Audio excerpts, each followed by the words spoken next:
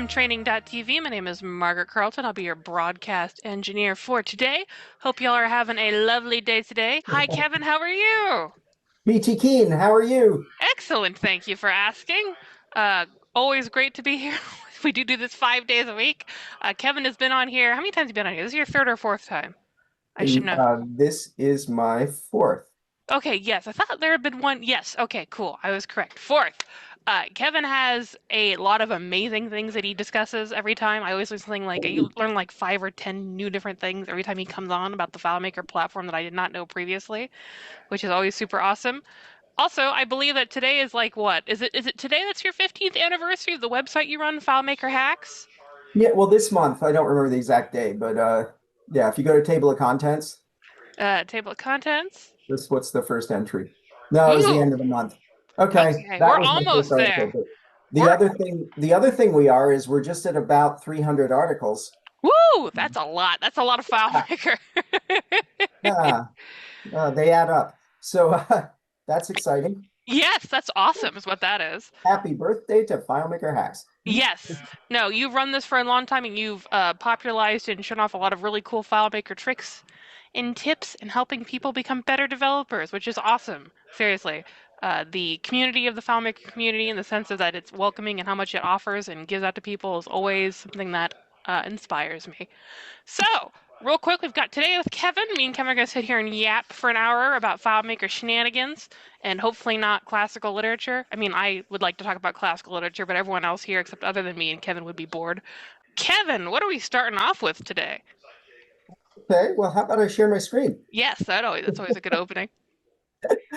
Yeah, well, okay, let's do some slides. Don't worry, we're not going to spend much time in PowerPoint, I promise. Okay, so this is part 3 of tips, tricks, and traps. And Yes. it's a pleasure to be back. And these are some things that I wished I would have covered previously, but we're going to do them now.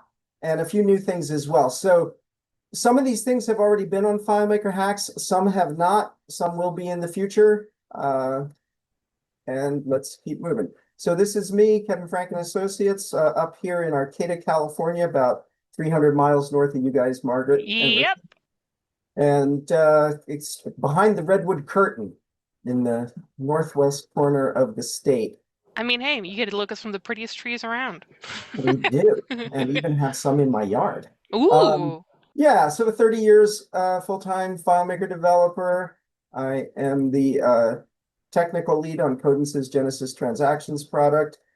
As you know, I've got a blog, Happy Birthday to Us. And there's my logo. That's me 15 years and more than 15 pounds ago. And so I got some goals for today's sessions. No long-winded code explanations, something for everyone, all killer, no filler. Let's have fun. But please remember, I'm a Windows user. So if you have any questions, use simple words and speak or type.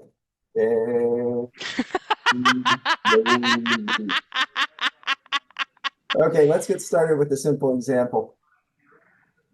Just kidding. Oh, you flashed me with that, and I was like, ah. Just kidding about the blue screen also. Okay.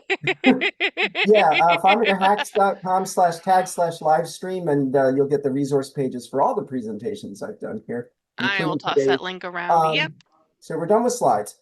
And the one thing I'll say about the resource page here, so here we are, FileMakerHacks.com/tag/live stream. This presentation will be here. And I'm going to put together a downloadable zip of a lot of what I show today, but it's not clear what I'm going to show, what I'm not going to share or have time. So I haven't put that together yet because I'll try to make it relevant to what's actually in this video. So yeah, so here we are. And so the other day I hit a triple and I just thought, yes, I scored a triple. Ooh. I was ready a while. And I'm not going to get into don't worry, this is no long-winded code explanation, but I suddenly realized, oh my gosh, while, SQL, and JSON, 3 of my favorite things in one little cow. So, yeah, and then I thought about while. I mean, I'm sure you guys have already done multiple sessions on while. It's one of my favorite functions. And so I thought I would just jump in and just do a little bit with it. Mm-hmm. where we could talk about it. And yeah, so I've got a little, we're gonna take a couple different looks at it. But so here we are. Let's say we wanted to simulate tossing a coin. All right. Yeah. So we might grab a digit out of the random function. And so you can see here, I'm just grabbing the rightmost digit in this case, right? Mm-hmm. There are different digits coming up randomly. And then once we've got that on that going, we could use the mod function. This would divide random by 2. Huh. And when you use the mod function, it gives you the remainder. Well, when you divide something by 2, your remainder is either a whole number by 2, then it's either 1 or 0. Well, we don't guarantee we're getting a whole number, right? Yes. So if we click over here, we're going to get ones and zeros, okay? Okay. Well, ones and zeros would be a good way to simulate coin tosses, wouldn't it? Yes, So absolutely. let's take it one step further. We're gonna use the choose function. Mm-hmm. If we have time, I'll have a little bit more to say about the choose function later. But point being with choose is it it expects a number starting with 0, and it Okay. says for every number you feed me, here's the 0 result, here's the 1 result, and you can just keep stacking them up 2, 3, 4, whatever. Right? Well, we've only got 2 things to worry about, right? We've already Mm-hmm. guaranteed we're going to produce a 0 or a 1 with our Okay. mod on the right random. So now we can make an H or a T, right? Okay, and so what you can see is if it's a 0, it's going to be heads, and if it's It's a a 1, it's 1. going to It'll be be tails, right? tails. So as I said, Yeah. we're clicking refresh. Sure enough, right, we're getting heads and tails. Okay, but that would be really boring if that's all we were going to do. Okay. So let's toss some coins. All right, I'm going to set the counter to 10. I'm going to set my result to 0. Mm-hmm. Right, and I'll just point out, right, this is what's known as the initial variable section. I think Okay. if you think of a Shakespeare play, this is dramatis personae. These are the Ah, major players. We're introducing them here. got it. Okay. Then this is what I say, as long as this is true, keep doing this over and over. As long as this is true, right? While Then, this is yes. true, Keep doing keep this. doing this. This is known as the logic section, right? Well, what Yes. you can see I'm doing is I'm taking my result and I'm going to append other results to it. Okay. So every time it passes, it's going to build up a little stack, and that looks like this. Okay. See Ooh, how that? many heads and tails you got in a row? Nice. Or how many? Right. Okay. Yeah. So that's the basic idea there, right? You can see we're just built up what we already talked about, right? Mm-hmm. And we're just going to do a little more with it. I will point out, thank you, Alex Zuyev, for forcefully advocating for the fact that you can de-increment your counter, right? So I initially set it at 10, and as long as it's greater than 0, right? And then I just subtract 1 every time. Okay. So what's nice about that is it's efficient. Sometimes you need to build up, Mm-hmm. but a lot of times you can build down, and that's what we're doing there. So, Yes. okay. So far, so good. Okay. So we're going to simulate some coin tosses, and I have a proposition for you, Margaret. I'd like to pay you $1 for every head, okay? And you Uh-huh. pay me $1 for every tail. Does that sound good? That sounds good. Okay, I think it does too. I think it sounds really good. Okay, because let's toss at 10,000. Okay. Okay, so I owe you 4,491. You owe me 5,000, right? Hey, let's hit refresh a few times. Oh, Margaret, your tab is going up really fast. it is. As a That's side okay. note, All right. heads was Yeah, routinely in the so 4,000s. It's is not the is 50-50. is Why the isn't random function buggy? What the heck's going on here? It seemed like it was such a good idea. What the heck's going on? Let's find out. Okay. So let's just display a random number okay? 10,000 times. Now remember, we were taking the rightmost digit. Mm-hmm. Notice anything odd about the rightmost digits? I don't. There's a lot of eights and nines. I feel. Well, I don't. I should be seeing something, but I don't think I am. I'll just say it. Actually, hold on. Well, one thing I want to point out, I'm just going to digress for a second. If there's a function called custom list, I've got a link to it on the resource page. Look how much easier it is to produce. You say, starting from here, go to here and give me a list. Oh, let's do the random function. Okay, here it is. Let's go fast. I'll tell you, there's something conspicuously missing from the rightmost digit. 1, 2, 3. I don't You'll see any never get a fives. zero. You'll never get a zero Oh, oh, because this is already a oh, decimal. It chops them off. That's why I was able to defraud you, Margaret. oh! That's So, so obvious now that you mentioned that, but it didn't even occur to me. And I was looking like, man, what are we missing here? so let's just take the first digit to the right of the decimal point instead of the last digit. Okay, and then now they're balancing out. You see that? See, now they're balancing out. That's more what I expected. Okay. Yeah. So let me ask you something. What would Mm-hmm. happen if I decided to do 100,000 instead of 10,000? Is that going to work? I mean, I don't see why it shouldn't, but I have a feeling that it'll get interesting. Oh, okay. Oh, did we run out of space in the actual like results? Like character limit? There's a recursion limit. Oh. There's a recursion limit, right? It's 50,000. And I just try to do 100,000. Let's, let's just make it bigger. Okay, I botched something. What did I botch? Well, you know what? I'm not going to worry. Set recursion. I know that's the fix. I don't want to get hung up on this now, so I'm going to let it go. But set recursion is the fix to fixing this. Got So it. I'm typing the syntax wrong, but that's how we get around that. Um, the whole point of set recursion is that it lets you recurse more than 50,000 times. So, oh, I really did botch it, didn't I? It's mad. It's well and truly botched. And what I'm going to do is move on, and I'll let you know later what I did wrong. Because that should work. All right. So, moving right along, that's always fun. The Oh, Hansa mentioned it was a number of brackets. Oh, thank you, Hansa. Yeah. Okay, we're going to take your word for that one. So here we've got sort values and unique values, and I have a reason for wanting to show this, but I think a lot of people don't really play around with this that much. I mean, with unique values, sure, and they might use sort values up to a certain point, but let's just talk about the demo. So this is doing two completely different things. When these two functions were introduced in FileMaker 16, I built this demo just to try to understand them a little better. Like, what are these things for? What can you do with them?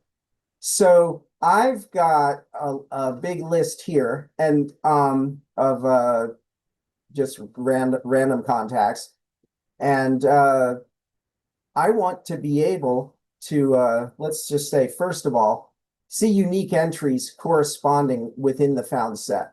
So if I come over here and Mm-hmm. I say, how many states do I have? And it Got it. says you've got 30 unique states in this found set of 58, right? Obviously, if I did a show all, we get a lot more than 30. All right. Oh, okay, got Okay. it. So Yes. so the first thing it's doing is it's just showing me an alphabetically or an ascending sort of whatever I'm putting here. Got it. All right. Okay. Notice that's ascending, and it's unique. So if there's duplication, then we're not gonna have to put up with duplicate entries here.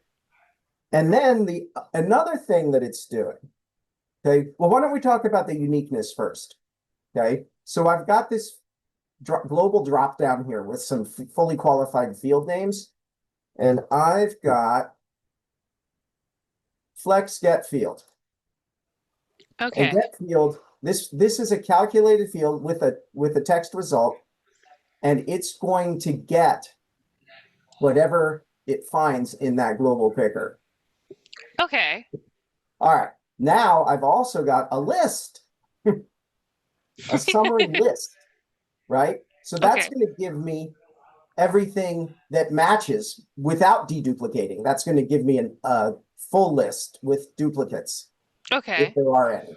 So that's what's going on as far as that goes. And then the uniqueness comes in. Let's just run the script, the debugger here. Yes, I want to The see it. uniqueness comes in, right? I probably could have done this all in the global, but for some reason I declared $$ field. I can't remember at this late date why I did that, but it doesn't hurt. Okay, so we're going to get the field type. That's Okay. FileMaker's field type function. Okay, it takes two arguments, right? What Mm-hmm. file am I getting it from? And what field am I getting? This is fully qualified, right? So this is contacts : zip, Yes. right? Okay, I'm using middle words to pull out what I care about, right? Mm-hmm. And then I'll know my field type. Then my sort type is going to look at field type and it's going to say, assign a number, right? Okay. 1, 2, 3, 4, or 5, based on what field type it is. Okay, so now we've got a sort type. Okay. Then it's going to push into this this unique global field here. Mm-hmm. Okay, it working from the inside out. It's going to get the unique values out of that summary list. Okay. It's going to sort them based on the sort type. Got it.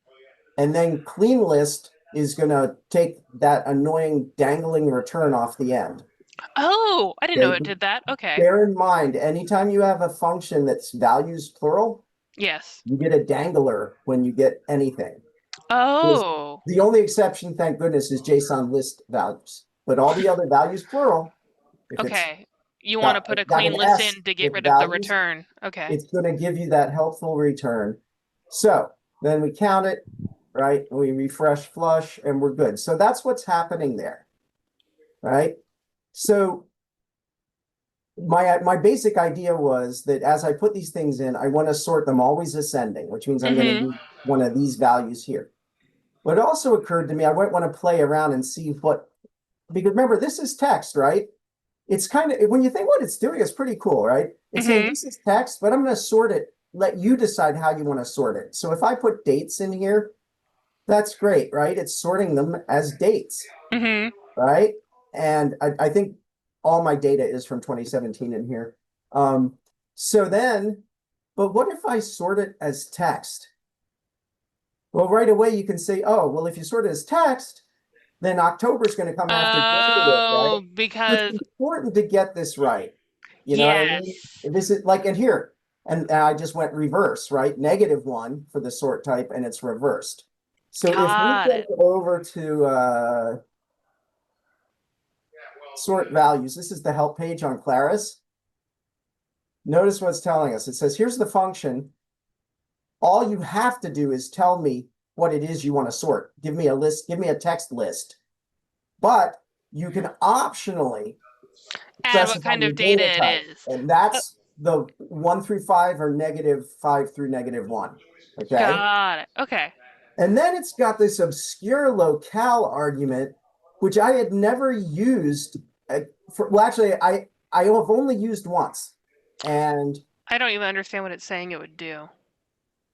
well, I think what it's saying is that they do have the rules here. You can look it up. But I think what they're saying is in different countries, like for Oh. instance, in Spanish, tilde N is a separate letter. So mañana. So, Oh. whereas if you just did it with standard sorting, it might treat them as the same letter, just as one Got it. example. So it's for some of those specific things. Um, That so I makes actually sense. finally found, or not finally, I realized that I had used it.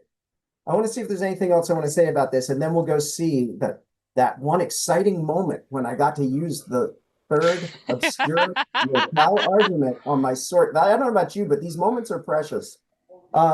Okay, so yeah, so we get these triggers, and so yeah, so that's basically what's happening, right? Is Mm-hmm. when I come over here, it does an ascending sort based on the field type, and it gets it correct. Yes. Okay. When I come over here, I can do whatever I want. And then you can see Whether the why you'd want to specify what kind of data type it is. Yes. right? So you sort of see, right? Okay. Hmm. So that's what's going on here, and it mirrors the found set, right? So if I were to, as an example, right, let's just put this on company and let's sort it by company, right?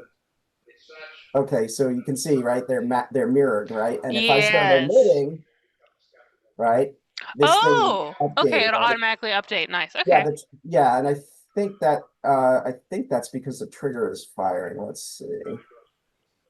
Yeah. Oh, custom omit record. Okay, right. So I did it through a custom menu, right? Oh, okay. Okay. So tools, custom menus, right? Manage custom records menu, manage. We get in there and I've got some kind of funky omit happening inside whichever records, right? Oh, Hansa mentions that locale should also affect date types. So if you have a European date format. Oh, I bet it would. Yeah.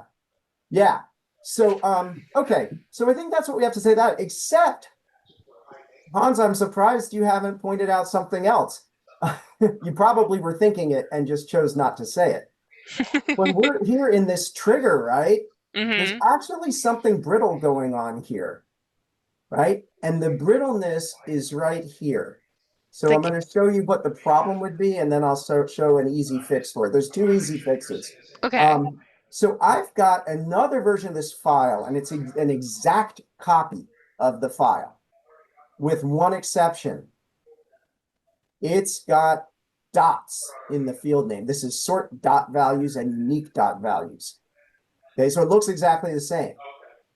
Okay, Yes. it trigger script also has get file name here as the field type. Mm-hmm. But watch what happens when I sort by date. It's not working. Oh, okay. So why has it broken? So why has it broken? Well, first let's talk about the fix. So the fix, in a nutshell, if you have dots in your file name, Mm-hmm. you either have to supply the extension and put .fmp12. Oh, so it knows for sure that it's a file name and not like a function of some kind? Right, well, it's getting confused by the dot.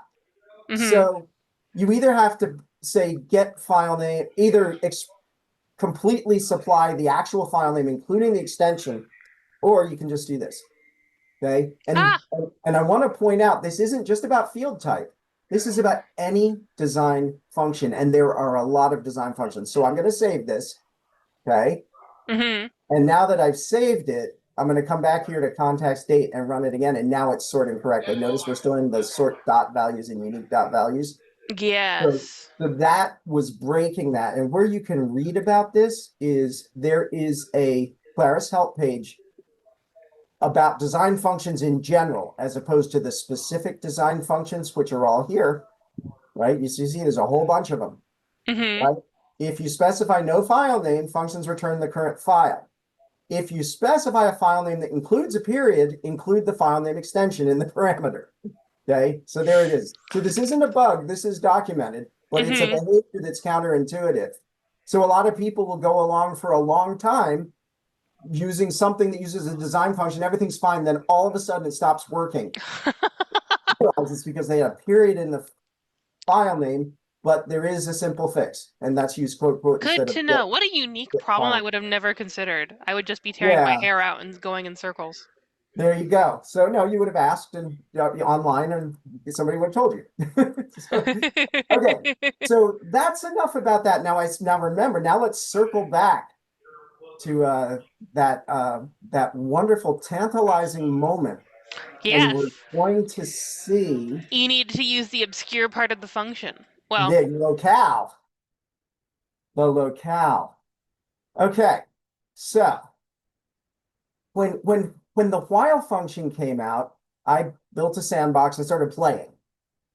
And one of the things I did was I took the first chapter of Pride and Prejudice, okay, and I thought, let's do a textual analysis of it, right?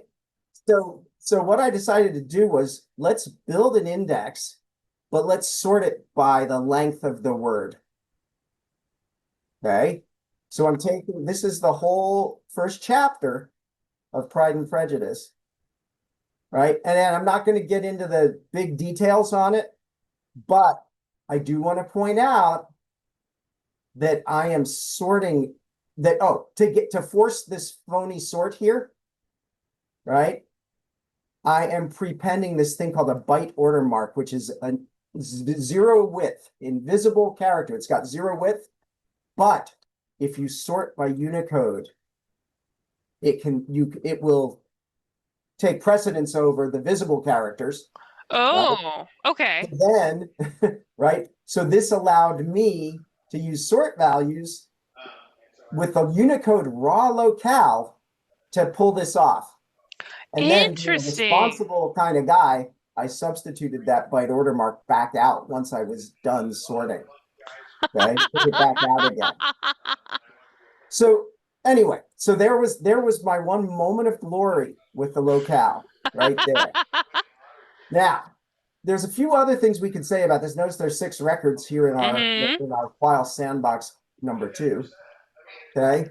Mm-hmm. So we've got some opportunities for simplification. And the first one, well, first off, can you see, without thinking about the details of what's going on, but just looking at the gross structure of this thing, can you see any opportunity for simplification? Uh, It's okay if you can't.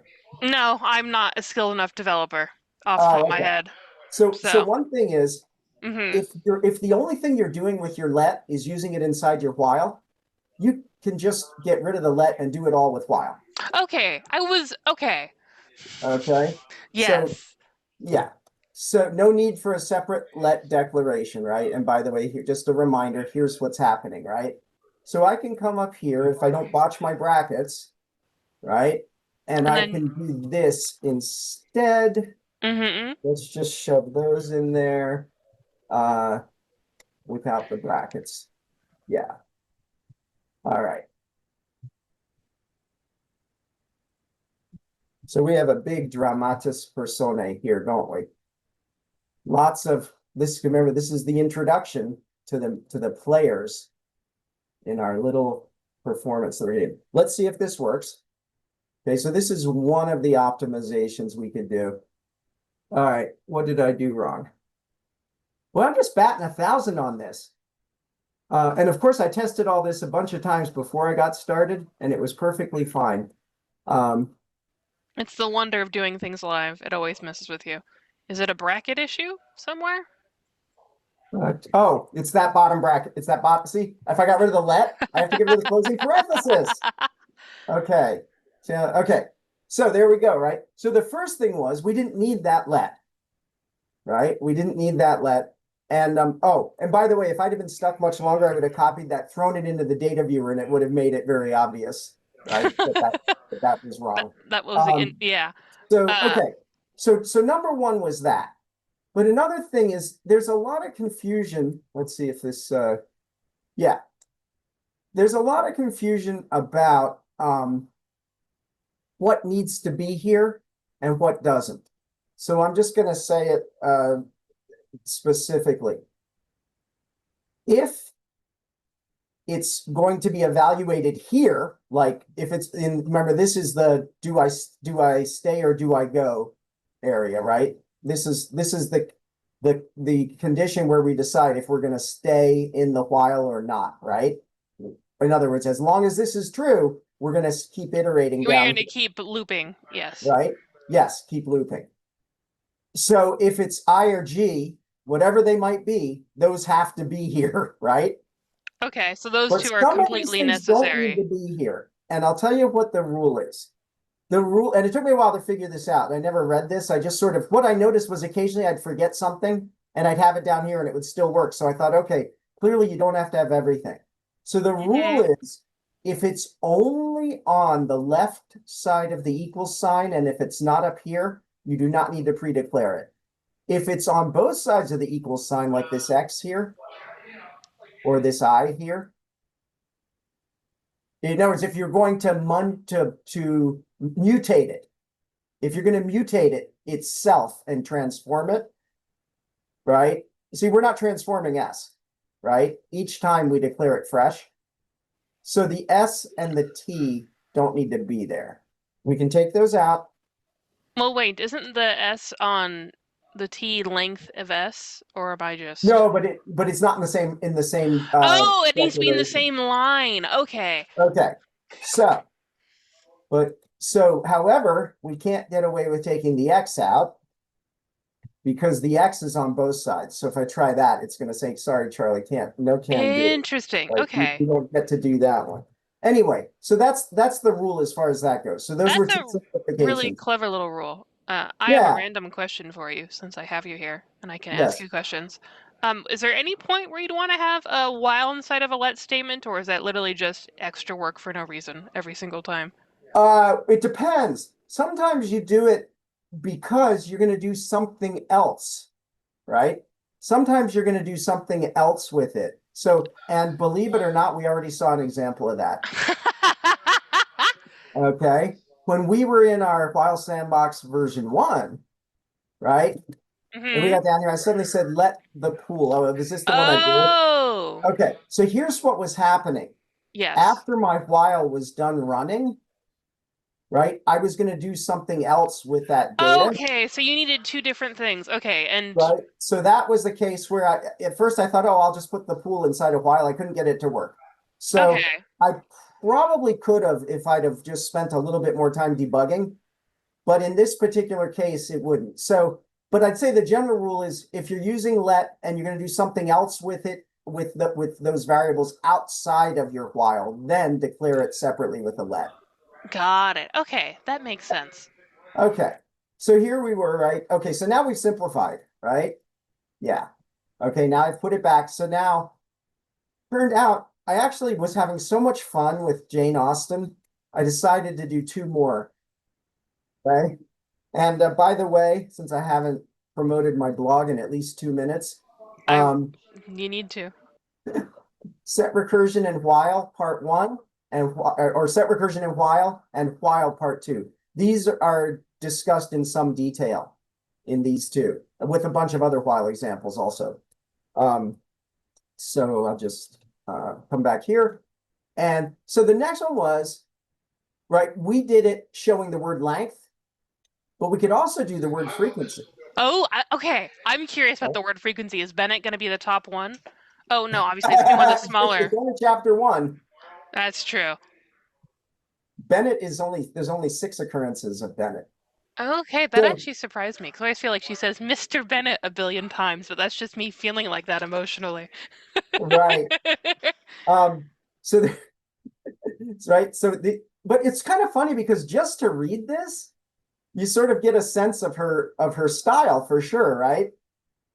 And yeah. So, and again, so here's all the words that are Yes. in chapter 1 and how many times they occur. I could have sorted it by occurrence, but I chose to make it alphabetical. Okay. That's interesting. Okay, I kind of okay, yeah.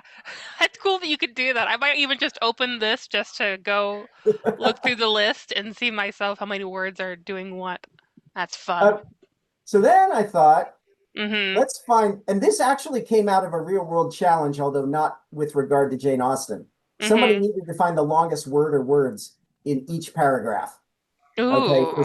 so this was a real world challenge, but I decided to use the same chapter 1 of Pride and Prejudice, right?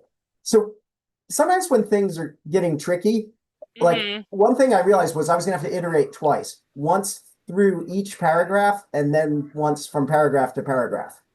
That means while within a while.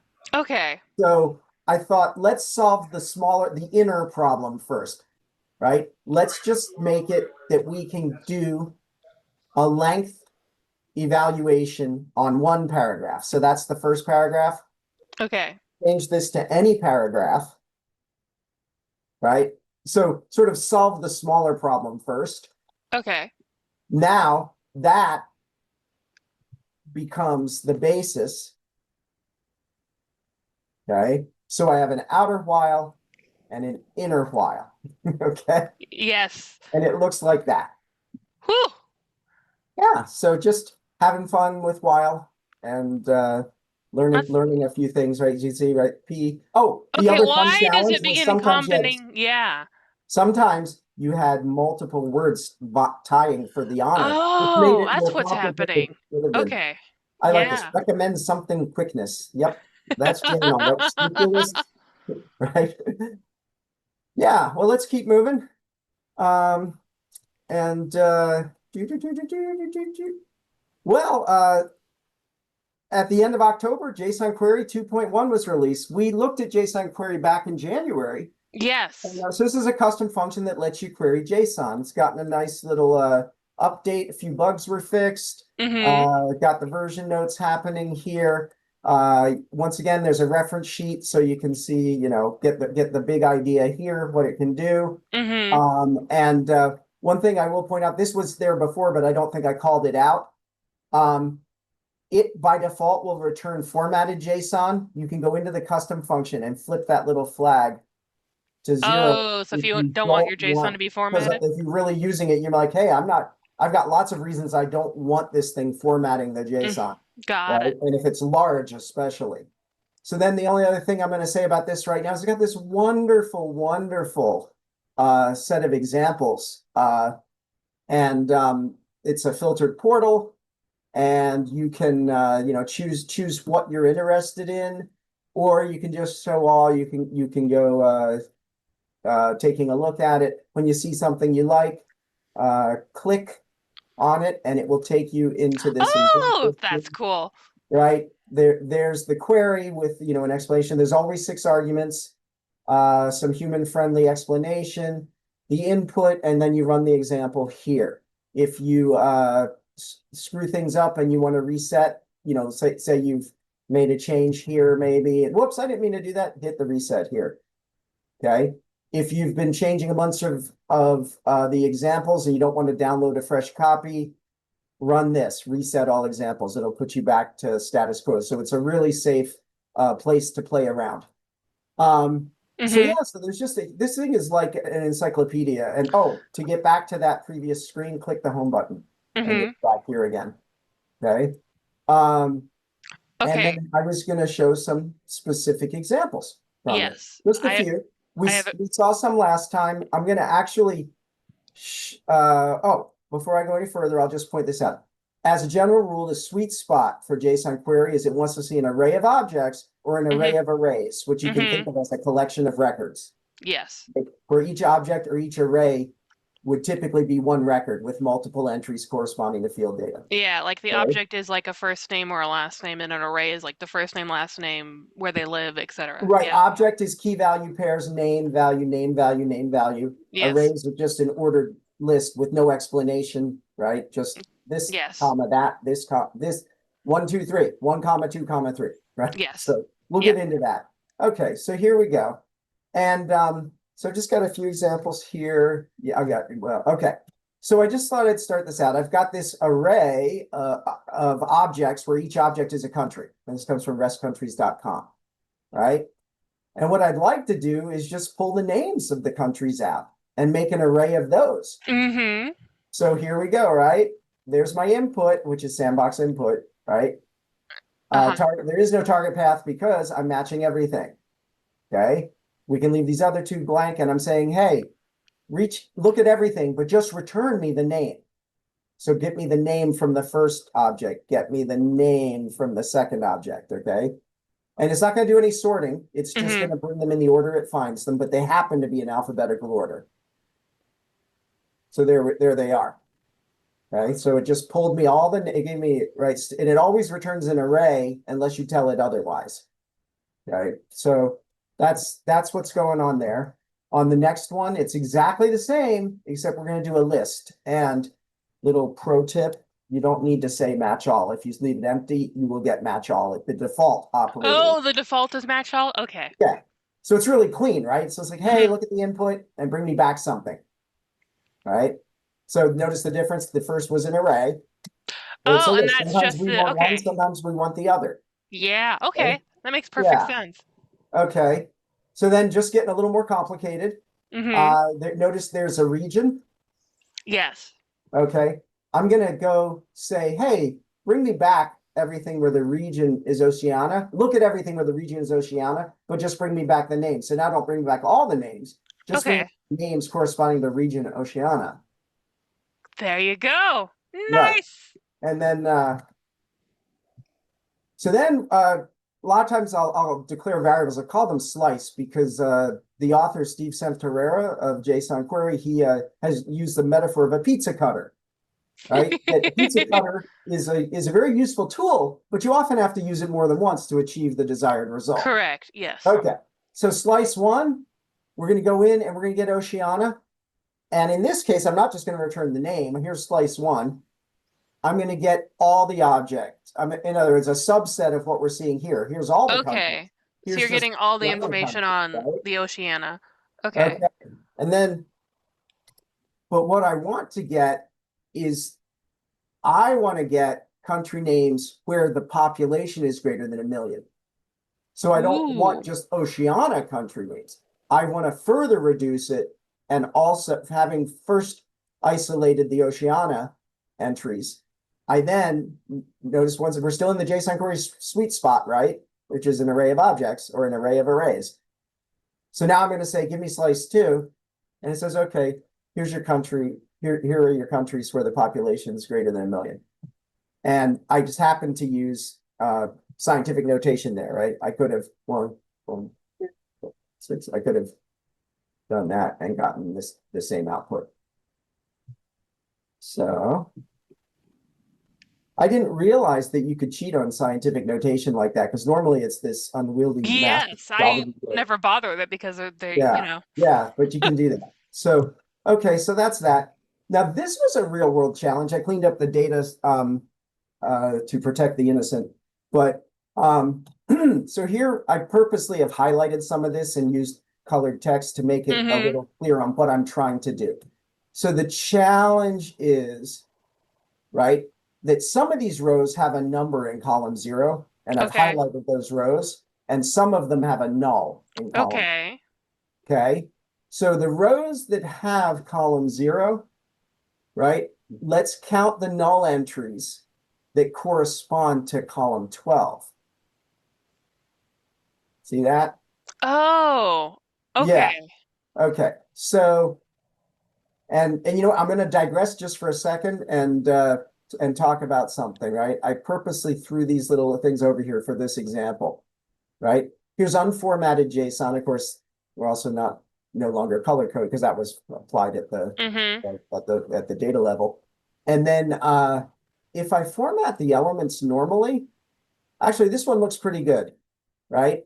But maybe I want to see this in a more compact way. See, do you see how compact this is here? Mm-hmm. So I've got JSON format 2D for that. That's a custom function that I wrote, and then I got stuck, and Debbie Fuchs helped me out with it. So it was a team effort. It's not perfect, but a lot of times it can make your JSON more readable when it otherwise would be more unwieldy. And we might see another example of that. We'll see. Okay, so all right. So having said that, so that was my input that I started with. But now, so what are we getting here, right? The first thing I'm going to say is, well, remember I said the sweet spot, but we're not in the sweet spot, right? We've got Mm-hmm. this object that's got some key value pairs and then has a third key with an array hanging off it. I want a JSON query just to look at starting at this bracket down through here, right? So Yes. splice one, I'm just going to use JSON get element and isolate that. So that's going to look like this. Got it. Okay. Okay. And All then right. slice two begins cutting up that chunk of information. Slice two is going to just pull out. It's the first question I'm asking, right? Mm-hmm. Notice what I'm saying here. Look at 0. Yes. And if if you see a path there where the type is JSON number, then return everything that matches for that row. Okay, for that array entry. Got it. So Okay. that's why the result path is empty there, because I'm not just saying give me the name or give me a certain entry, right? Mm-hmm. So then finally, right? So now I've further whittled this down, right? First I Yes. isolated schedule. Now I've isolated the highlighted rows. Okay. Notice we've got our trues, we've got our nulls. Okay. So now,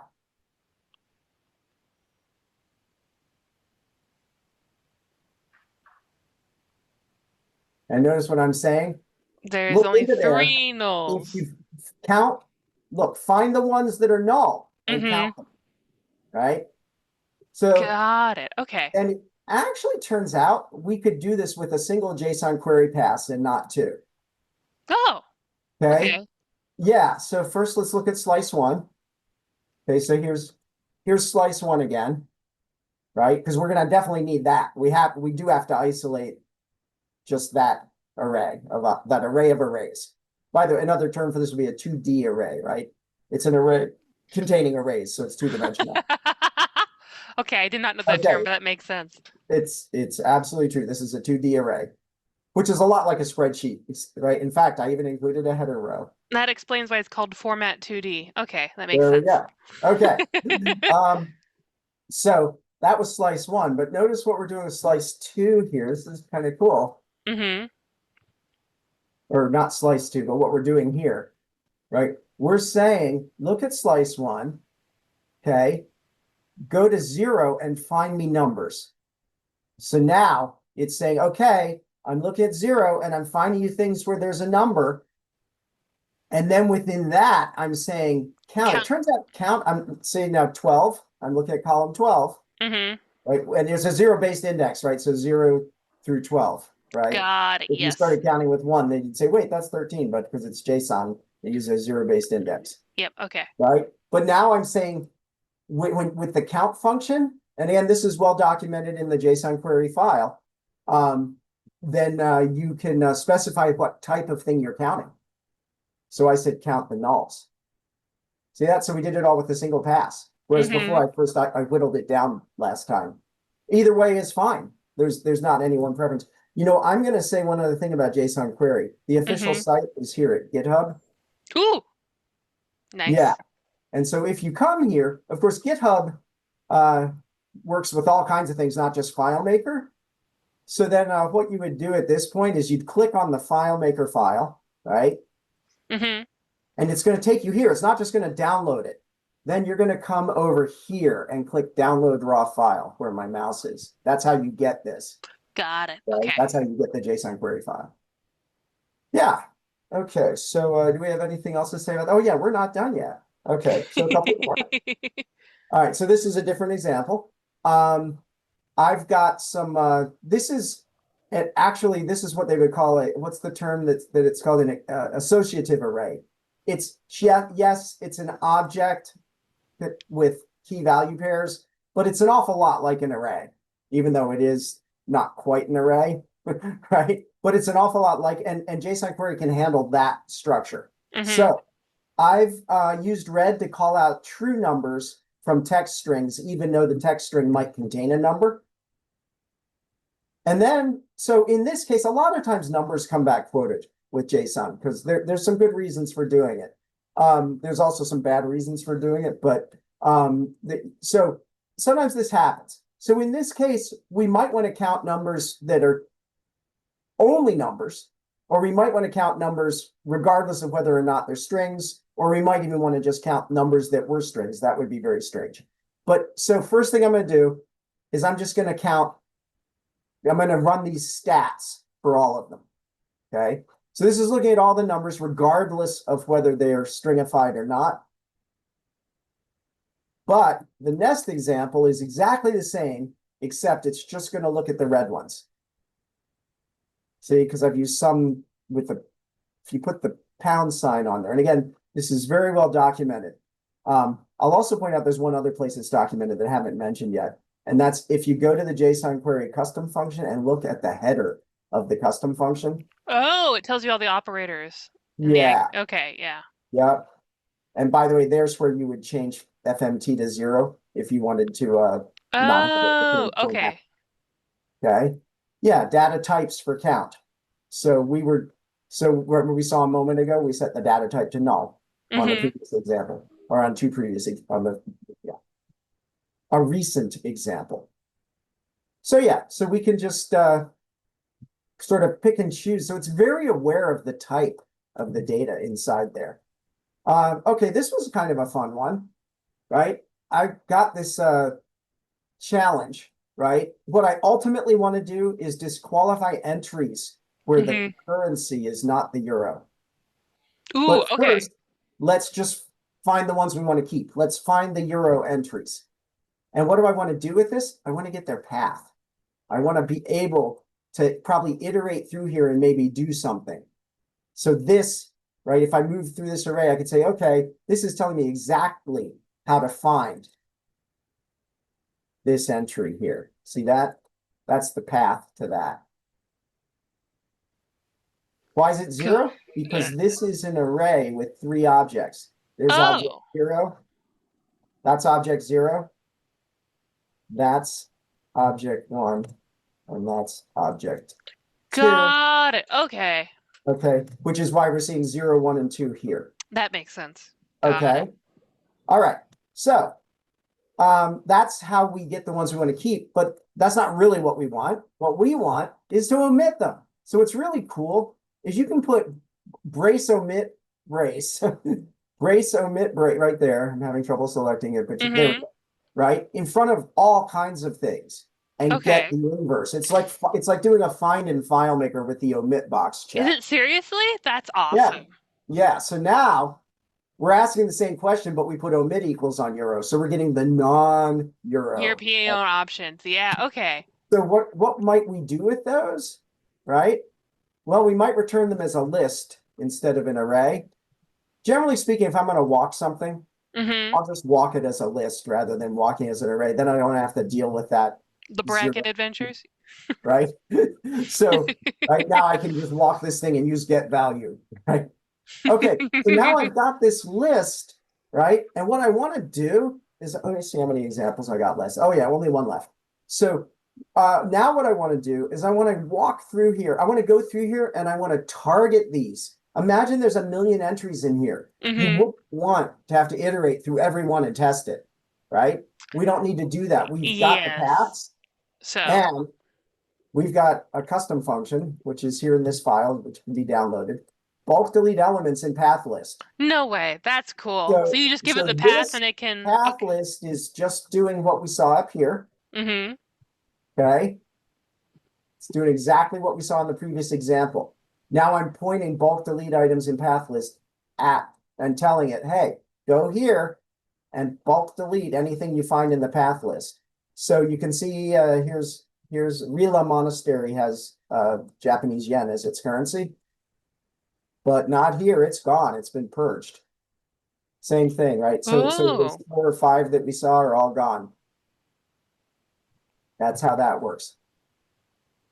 So, I mean, then this is that's scratching the tiniest surface, but I do think this is one of the most incredible custom functions ever this written. is And insane. you get It's yeah.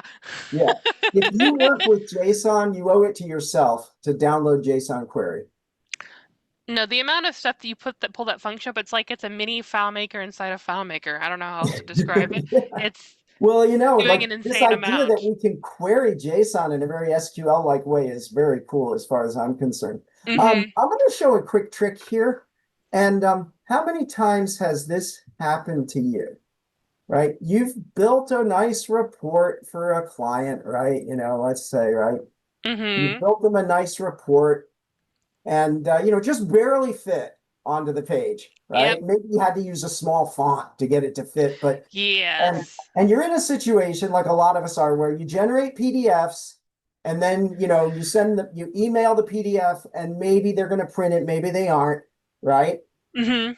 Okay, so let's assume we're in that situation, Yes. all right, as So, opposed to a situation where everything gets printed and we don't care about yeah, PDF. no, yeah, no, that's a situation I'm very familiar with. It's either going to be a Okay, PDF, yeah. so here we go, right? All of a sudden, we've got this client who the report just barely fit, and now he wants a couple extra columns, right? And what I used to say was, okay, I'll go down to 4-point type. We might have trouble reading it, but if you look at a PDF, you can just zoom it up maybe, right? But it turns out there's a really simple trick, and it's called the custom paper size trick. Okay, so let's first off, let me just point out something. Mm-hmm. I'm gonna open this PDF. Okay, here it comes. I'm generating it and opening it. Let's close these off. I'm pointing out that it all fit, Yes. right? And I'm just going to show you, I took the trouble of printing it out. Oh, wait, am I on camera? You are on camera. I can see that. Yeah. Okay, yes, and it scales down perfectly to an 8.5 by 11 sheet. But Yes. behind the scenes, what was going on was, let's put this on inches. You guys know you can click on that, right, to change that. I did not Um, know that actually, but yeah. thank you Oh, and for then letting me by the know. way, then here's a similar. Remember from last time we did that trick with the inspector where we made a new photo Yeah. inspector? Okay, you can click here and change it also. See Ah, that? Yeah. figures. Yeah. So okay, so we want to be on inches, Mm-hmm. right? And I just want to point out I'm at 11 inches here with no margins, Yes. right? And yet, if we go to layout setup, what do we see? Half inch all around. Well, Huh. give or take 100th of an inch, right? Okay. Okay, so Um, what's happening here? so what's happening is the custom paper size trick. That's what's happening. Let's see. Paper size. In this case, mine's, I think, 9 by 12 or something, 8.5 by 12. Okay. But you can set up a custom paper size, Mm-hmm. and I've been known to set up a lot of them. Okay. All kinds of crazy custom paper sizes. Yes. Okay. You know you've got it right when this dotted line here is at the edge of your layout, right? So here we Yes. are, 11 inches wide, right? Mm-hmm. If we look at the script, this is report 2, right? You will see, okay, 8.5 by 12 was the custom paper size. When I use a custom paper size, I always document what it is here. Oh, so that way you know. Okay. Yeah. Now here's where it gets interesting. I set this up on a Mac, right? The Mm-hmm. custom paper size is not actually installed on this computer. Like you might think a custom paper size lives inside the printer, right? Because Oh, that's sort of yeah. that's where you set it up and that's where it's stored. But FileMaker will store the mathematical metrics, the equivalent metrics of that, Oh, and in the print setup step. So it will work anywhere. that's so nice. Yeah. And so I know what some people are going to say, oh, but you could just, if you're on a Mac, you could just set the zoom level instead. There's all kinds of problems with that. Number one, it's not cross-platform, but apart from that, I like to see this dotted line, right? That dotted line is there because of you, right? Show page break, isn't that what it Mm-hmm. is? Right? Page breaks, it's there. See, it's gone. Yes. Mm-hmm. Now it's back, right? This will tell you, Whether right? about you're about to commit a Right. layout crime. And here's what I Yes. mean, right? So for instance, if I have the wrong, don't ask me why I did that. Let's say I just was using standard letter. Okay, click OK. You see how it just moved? Yep. See? Mm-hmm. Mm-hmm. Because I'm not with that custom page size anymore. Now it's back to Oh. 8.5 by 11. So I like to see that. That's my reality check. But what that means is within reason, right? I can accommodate requests like that without having to suddenly redesign my report. I just design a larger paper. I just declare a custom paper size, get more real estate, and Mm-hmm. go to town. Um, yeah, That's yeah, really nice, actually. it's a good tip. And I mean, I've had people say to me before, well, that depends. You're counting on the fact that blah, blah, blah. And I said, out of the box, Acrobat on the PC and Most things go 8.5 by preview. 11 by default. Yeah. Well, they will zoom it down for you automatically when you print. So it's pretty much a win-win situation. So the only other thing I wanted to say about that was if you're producing something where you don't want it to be too distorted when it gets shrunk down to go onto an 8.5 by 11, there's a magic ratio. Okay, and the ratio is okay 8.5 divided by 11, 0.77. Okay, so you probably want to be if you care about, especially this would makes more sense if you're doing a form view maybe, but Yeah. if you care about things not getting too distorted, you want to set your custom page size up so that you're somewhere around that. So as an example, let's say you declared a 9 by 12, Mm-hmm. 9 divided by 12, 0.75, so that's really close to 0.77. Yes. Right? So you want them to be roughly in the same ballpark as each other, because otherwise you could end up with type that gets squished to be very tall and narrow, right? Never looks good. Yes. No, no. Um, did we? We have a question real fast for you. Yeah, Paper size is in the OS, like Windows in the print server properties. right. You set it up on the one machine and then just bake it into the file and it'll work everywhere. Right. Yeah, it's easier to set up the paper sizes on the Mac. I'm not going to get into that now because I haven't done it in a long time and would get very confused. Um, so I think how much of a hard stop is our 1 hour mark? Not very. I'll say in about 20 minutes I will No, need to no, let you go, but no. How about we take just a couple more minutes? that works for me. Let's go. Okay, I'm going to show two more things. I want to talk about dots and key names. But getting back to JSON for a second. Mm-hmm. Okay. So we all are sometimes confronted, I shouldn't say, if you work with JSON long enough, you will be confronted with the need to have a dot inside a field name, inside a key name. Yes. Okay. This is well documented, and the place where it's well documented is on the working with the JSON functions page. Has info about this thing called bracket notation. Here's the page. It also talks about JSON parse. A few things are a little out of date here, so if take a few things here with a grain of salt, but mostly it's good information, and it explains how bracket notation works. And bracket notation is what we need. I've called it out in red here. Okay, so here I've got two identical objects that I'm creating. One's called with dots and keys, and one's called without dots and keys. Okay, so you can see that the without dots and keys is doing exactly what you would normally get if you put a dot in a key name, which is it becomes a path with a parent-child kind of relationship. So we have name, and then down below name at the next level down is first and last, right? But here, the dot is embedded in the key name, right? And so that's bracket notation is, you still have to use regular quotes, then you go bracket, single quote, and then on the other side, single quote, bracket. So that's how we bake them in. Oh, okay. Got Okay, it. that's all you got to do. Ever Mm-hmm. since 19.3, that's when that was introduced. Mm-hmm.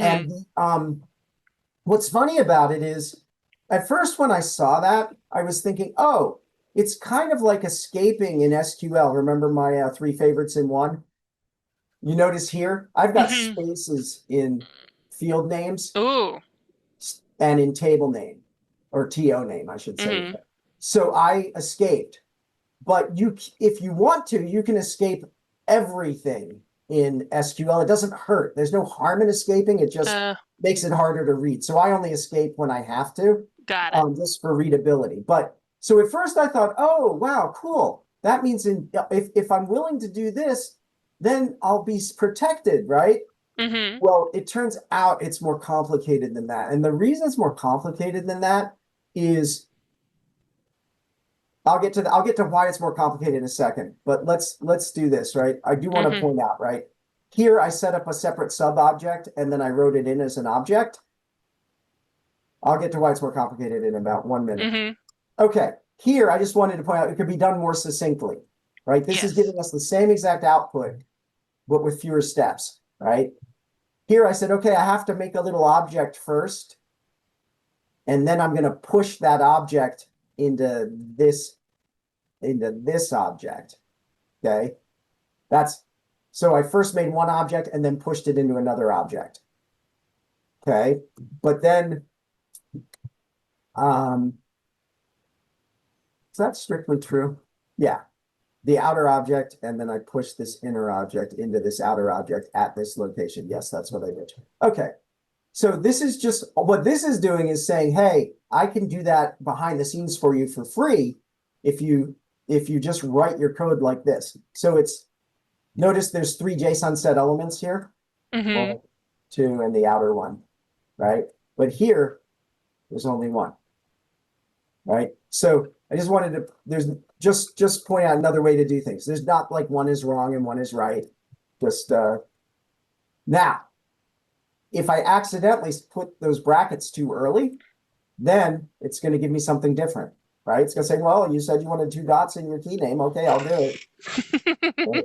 If you really want it, you probably don't want it, but that's what you think you want. Okay, so then here's why it's not as simple as saying, hey, best practice, always use this. And the reason it's not as simple is when you come back to read it, whether or not you use this on the reading side depends on whether things were encoded in the first place that way. So notice, if I want to read this, I need to not use this bracket notation. That's what's going on here. But if I want to read this, so you have to know, it's like know your customer, right? You have to know your source JSON. So both of these are going to come out perfectly, but that's because because I knew my source and I adapted. It comes out looking beautiful, which is always awesome. There we go. Okay. So I think there's one more thing I'd like to show and then we'll call it. Hanging indent. Hanging indents are very cool. Do we agree on that hanging indents are very civilization? Henry James said civilization hangs on the proper use of the semicolon, but I would put the hanging indent right up there. Okay? So when you got a hanging indent, right? Mm-hmm. We want it. Hold on a second. Oh, hang on one second. Well, I'll tell you what. This is not quite what I wanted to show, but I think I can still adapt myself to it. Okay, this is not a hanging indent, right? Because notice that guy ain't hanging. Right? No. Neither is that one. What does a hanging indent look like? Oh, that's the recipe. Well, we could talk about it. Let's make this guy hang. Mm-hmm. All right. Well, actually, yeah, let's look at the recipe. So the recipe is I'm going to first set a tab stop at 15 points, and that I've done. Okay, so back over here. Let's go into layout mode. Mm-hmm. Yes. Here we are. View, inspector, new inspector. I've got a tab stop at 15 points, and that's why. Oh, and the bullet character. I said I might have more to say about the bullet character. Mm-hmm. Okay. It's option 8 on the Mac. It's a little more complicated on the PC. You type 0149 with the Alt key down. Oh, that is a little more complicated. Yeah. Oops. I was going to tab, right? Okay. Press the tab key. Oh, but since I'm inside a field, I have to hold down a modifier key, right? On the Mac, it would be option. On Windows, it's control. Otherwise, it's going to say you're tabbing out of the field. No, I want to put a tab in the field. Yes. Right? So control tab's what I did. Okay. So I've got my tab stop at 15 points, but that doesn't make it hang, right? Because I want it. Hanging means that subsequent lines would be flushed down here. Okay. So the recipe is first you set a tab stop at 15. Then you want your first line at -15 and your positive, and then everything else at 15. Got it. Okay. So that all looks really good. There's only one problem. Ready for this? When you go to do it, it won't let you. Really? Yeah, check this out. Well, depends on how you do it. Okay, ready? Yes. -15, right? We saw that on the screen. And then a 15 on left. Nothing up my sleeve. There it is. Negative. This is truly the recipe. Yes. Okay. So here I am. I just put -15 here, but what just happened? Whoa, -15. I click out. Look at that. Okay, why? It not like turns out negatives? you have to specify the positive first. Now Oh. you can put the negative. What a weird little. I think the idea is that there's no place to go negative until you've You have a set positive. the overall indentation. Okay, so now let's see if it works. Yep. That's the secret of the hanging indent. Oh my goodness. Right? If you need to embed it as text, right? That's awesome. Okay, well, I have to go use that in places now. There you go. Hanging indents. Don't leave home without them. All right. I think we're at a good stopping point. Probably. You've shared a lot of really awesome stuff with us today, Kevin. Thank you so much. Oh, man, my pleasure. Y'all should go to FileMaker Hacks and go support Kevin. Kevin is amazing. He does a lot of amazing stuff. He's been a fantastic member of the FileMaker community for a really long time. He's always a pleasure to talk to, and the fact he comes on the show and shows us all this really awesome stuff is legitimately, like, fantastic. Seriously, it's a joy every time. I learn a ton. Secondly, Hansa has reminded me that, or requesting that since Engage You is coming up, he is trying to get his calculation votes up. So, Something that Hans has been pushing for a long time, the FileMaker platform, is that the calculation engine needs to be faster. And he has there's a FileMaker community vote where you can like vote for things that the community thinks is important. And he is attempting to reach a specific target, so it puts it at the top of the list. There's a really awesome video he shot with us a while back talking about how the calculation engine is used everywhere. So, and as he also just, yeah, see, we're trying to go up here. So that way, Claris definitely knows that the community would really, really like it. I'm not surprised horizontal portals right there. That's unshocked. Anyway, uh, but yes, so go vote, go ask your friends to vote, sign in, please vote. I shared the link, I shared it around some more. I will probably be bringing this up a couple times before Engage You happens. So y'all should go do that. Because it's important. It really is. Like, I'll go find the video somewhere. It was an amazing video. Also, how many calculations fire simultaneously? It would do a lot to improve FileMaker speed and reliability. So, with that all being said, thank you, everyone. Thank you, Kevin, by the way, generally, again, for doing all that you do. Seriously, I learn so much every time you come on. I'm sure everyone else is like that, too. So, It's been a little slice of heaven. yes, thank you Take so care. much. Have a Thank good one, you. everybody. Bye, everyone. Bye.